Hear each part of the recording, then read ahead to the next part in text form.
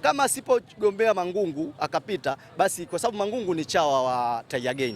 Tiger ana pesa, yuko vizuri. Mangungu na Tiger wawili moja. Kwa hiyo sasa kama hatogombania Tiger, kama hatogombania Mangungu, basi atagombania Tiger. Na akigombania Tiger lazima apite. Na akipita Mangungu lazima achaguliwe kwenye ujumbe wa bodi. Bwana, umemsikia Bigi ambacho amezungumza. Wanachama wa Simba mnahusika pia kwenye kuibomoa Simba. Unakubaliana kile ambacho Bigi amezungumza? Nilikuwa nataka niwahi kwenye game huko ndani, lakini nilivyosikiza maneno ya Bigi nimehitaji nimjibu kidogo. Unajua lazima tukubaliane kwamba sisi washabiki pamoja na wanachama ndio tulisababisha Simba mpaka hapa ilipo. Kwa nini nasema mpaka hapa ilipo? Hao washabiki walikuwa nje, sisi ndio walitupa kimuemue mpaka kuingia kwenye kupitisha katiba ya kipumbavu kama hii ambayo inatupelekesha sasa, kwa sababu haya yote yanatupelekesha ni mambo ya katiba ambayo yanatupelekesha haya. Kipindi wakati Mo anakuja kuwekeza Simba ilikuwa 2017, tuko kwenye mkutano wa Ustaz Messi.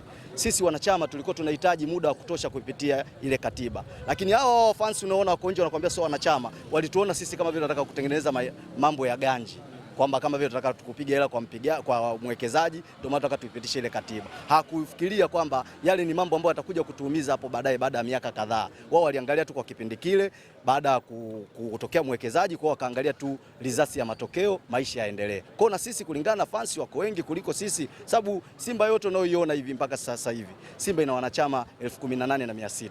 Ni wanachama idadi ndogo kabisa, ambayo sisi walikopo nje fans ni wengi kuliko sisi wanachama. Kwa sisi baada ya kutokea zile vurugu, wanachama kuandani fans kupiga kelele huku nje, na sisi wanachama ndio wenye maamuzi, ikabidi tukubaliane nao, tushirikiane nao mawazo ili Simba iende kule tunakokuhitaji. Mategemeo yetu sisi tulitegemea kwamba ni mambo makubwa zaidi ya hivi sasa hivi tunavyovifikiria, na mimi naweza nikasema kwamba au naweza nikamkosea mwenyekiti kiongozi wetu ambaye alitoka madarakani, lakini sina budi lazima nimshushie tu lawama.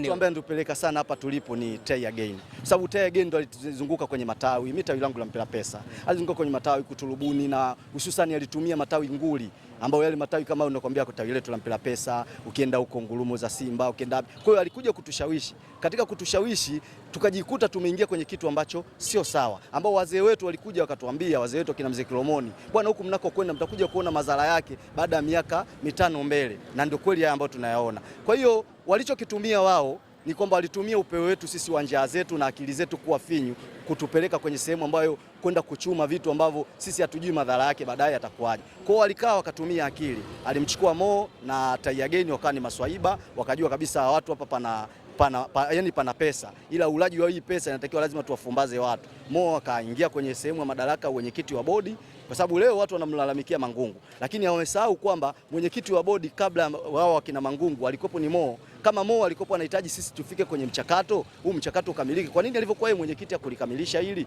Kwa hapo unapoangalia unaona kabisa hata huyu mwekezaji wetu kuna vitu ambavyo alikaa na yule mwenzake huyo Tiger kuweza kutulubuni sisi tuweze kuingia kwenye huu mfumo. Sasa leo wamegombana wenyewe. Unajua Mungu siku zote amfichi mnafiki. Yaani wale walikaa pamoja, wakaja wakatengeneza kamati yao, wakatuingiza sisi kwenye mfumo, tumeingia kwenye mfumo. Sasa leo wamegombana. Baada ya kugombana, mwenyekiti ambaye alikuwa ni mwenyekiti wa bodi pamoja na mwenyekiti wake ambaye ndio ule Tiger, sasa saizi wanatoleana uchafu wao. Sasa katika kutoleana uchafu wao, unajua siku zote mtu mwenye hela agombani na mtu ambaye hana hela. Kwa hiyo Mo alichokifanya katukimbia sisi, kaenda kuishi Dubai, katuacha sisi huko. Na alichokifanya kaenda kafukuza wale watu wake wote ambao kipindi kile, kaingiza wale watu ambao sisi tunawakubali. Ambao watu tunawakubali sisi walikuwa ni kina Swedi Nkwabi, ambao Swedi Nkwabi sisi katika upande wetu wa wanachama, baada ya kuingia kwenye mchakato, sisi tulimpendekeza Tiger kwamba ndio awe mwenyekiti wetu wa wanachama. Lakini Tiger alitukataa, akasema bwana, yeye kulingana kashakamilisha mchakato wa kwenda kwenye mabadiliko, yeye atakuwa kama mjumbe wa kawaida, yeye hataki mambo ya uongozi. Kumbe tayari walishapanga kwamba sisi tukishamchagua huku mwenyekiti mwingine, yeye aende kuwa mwenyekiti wa bodi upande ule wa kule. Kwa huku sisi tukamchagua mwenyekiti wetu Swedi Nkwabi, kwa sababu sisi wanachama wa Simba ni watu ambao waelewa sana, na ni watu ambao tukifanya maamuzi yetu tunafanya maamuzi ambayo yaliyonyooka kabisa. Tukamwona kabisa Nkwabi ni mwenyekiti ambaye sisi atatufaa, na si vijana tutamtuma, ataenda kufanya vitu ambavyo vinavyohitajika. Nyinyi wenyewe waandishi wa habari ni mashahidi, baada kumweka Swedi Nkwabi, Swedi kwenda kuangalia ile katiba, akarudi tena kwenye matawi yetu. Uzuri Swedi ametoka kwenye tawi letu la Mpira Pesa, akaja akatuambia bwana, ile katiba mliipitisha, ile mimi siwezi kufanya kitu chochote, kwa sababu mimi nikiingia na kuwa kama mjumbe wa kawaida. Kwa hiyo lazima tu tukaifanyie marekebisho ile katiba ili niweze kuwa na mamlaka, kwa sababu mimi ndo mwenye hisa 51.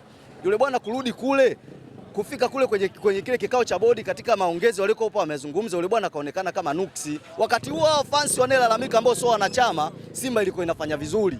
Sijui umeelewa ndugu yangu. Simba ilikuwa inafanya vizuri. Kwa hiyo wao hawakutaka kuangalia mambo ya katiba, hawakutaka mambo, yani wao walikuwa hawayajui. So Dinkwabi akaja akasema bwana, mimi ni mtu na shughuli zangu na ninafanya mambo yangu ya kimaisha. Mimi Simba yenu nawaachieni jengeze heshima yangu. Akatuacha. Sisi tukawa tunaendelea na ila alituambia mwenyekiti yoyote hata baba yako mzazi ukimweka pale lazima ataonekana afai kulingana na katiba mliokuwa mmeiweka. Sijui umeelewa. Kwa hiyo hata huyu Mangungu leo ambao watu wanamtukana, watu wanamnanilia au wanamkosea. Wanamkosea kwa nini? Huyu hana mamlaka yoyote. Sisi wenyewe wana Simba pamoja na washabiki hao ambao leo wanaambiwa sijui wanageuka upande huu. Sisi ndio tumesababisha Simba kuwa hapa. Nani Mangungu? Mimi binafsi huwezi kunikuta kwenye chombo chochote ambacho nikiojua nikimwamlaumu Mangungu kwa sababu najua madhaifu ambayo tuliokuwa tunayafanya. Ili Simba tutoke hapa tulipo, lazima tuache unafiki. Tuanze moja huu mchakato. Huu mchakato ulipelekwa kimagumashi kwa sababu ya maslahi ya watu. Leo hii hapa tunavyozungumza, hapa sasa hivi tunavyozungumza, Simba tumefeli kwenye mashindano ya kimataifa kwa sababu ya vita yetu ya ndani. Sasa bwana, tunacheza na experience ya uongozi, tunacheza na experience. Kuna kundi ambalo kupitia kwa upande wa Tegeni wamepambana ili Simba ifungwe kwa sababu Simba ikifanya vizuri hatuwezi kutoa kasoro za Simba. Kwa hiyo watu wanapambana. Ngoja kwanza. Kwa maana hiyo kwamba Simba pale kuna makundi ya aina mbili. Kuna lile ambalo Simba ikifungwa linafurahi na lile ambalo Simba ikifungwa wanapata huzuni. Umeona hao waliotoka kuwahoji wakina Bigi. Hawa Simba ikifungwa huwezi kwa mmoja akaja akakwambia sijui madhaifu ya Simba. Yeye atakuwa anakushangilia moyo ya oya, kumbe ajui na mapungufu yake. Sio, umeelewa? Ila Simba ikifungwa wote tunakaa lugha moja. Tunajiangalia wapi tulipokosea. Hawa wote ambao unawasikia sijui kina Jidi 64 kina nani, hao wote mkutano wa Simba ukiwekwa wanakaa nje. Wao sio wanachama. Leo hii umeona drama inapangwa hapa sasa hivi. Tunaenda kwenye masuala ya kuandikisha wanachama wapya. Hifadhini hii video. Mangungu anapita tena. Huu ni mchakato. Huu ni mchakato umeshaandaliwa. Yaani yule bwana kwa sisi wanachama tulikuwa ndani. Sisi hatuhitaji wa viongozi wote. Yaani sisi mimi mwenyewe binafsi hapo ukiniambia na tawi letu tuliokuwepo hatuwahitaji viongozi wote. Hadi yule mmoja mwenyewe hatumhitaji. Kwa nini Mangungu apite tena? Tuanze upya. Mangungu atapita wote atapita tena kwa sababu kuna watu ambao sasa hivi wafansi wa Simba wako kimaslahi, wako kwa ajili ya timu. Sio, umeelewa? Kwa hiyo wale watu wanao uwezo wa kuorganize na kuwatengeneza wakaingia wakawa wengi. Kwa sababu nimeshakwambia idadi ya wanachama tuko 18,600 ambao sisi wenyewe tunajuana, tukikaa kwenye mkutano tunajua mwanachama mwenzangu. Leo hii unapotoa tunakwenda kwenye uchaguzi mwakani mwezi wa kwanza tarehe 29 unaenda kutuletea wanachama wapi? Hao wanajua nini kuhusu Simba? Wanajua nini kuhusu ile katiba tulifanyia mabadiliko? Maana yake tunaenda kutengenezewa mazingira ya yule mwenyekiti kupita tena, na hiyo sikufichi. Kama asipogombea Mangungu akapita, basi kwa sababu Mangungu ni chawa wa Tegeni. Tegeni ana pesa. Yuko vizuri. Mangungu na Tegeni yule wawili moja. Kwa hiyo sasa kama hatogombania Tegeni, kama hatogombania Mangungu, basi atagombania Tegeni. Na akigombania Tegeni lazima apite. Na akipita Mangungu lazima achaguliwe kwenye ujumbe wa bodi. Kwa hiyo tumerudisha nini? Si yale. Kwa lazima tuache unafiki wana Simba. Tuzungumze tatizo lilipo. Tusitake kumtupia sijui yule anapewa hela na kiongozi fulani, sijui yule anapewa hela. Tuongee tatizo lilipo. Tatizo lile kuwepo ni vita kati ya Mo na Tegeni ambao wao ndo walianzisha huu mchakato. Vita ya Mo na Tegeni ikiisha Simba itarudi, na mimi sikufichi. Leo hii hata leo wakubali wakae pamoja wakasema mambo ya malizike. Si Simba hamna timu ya kutufunga.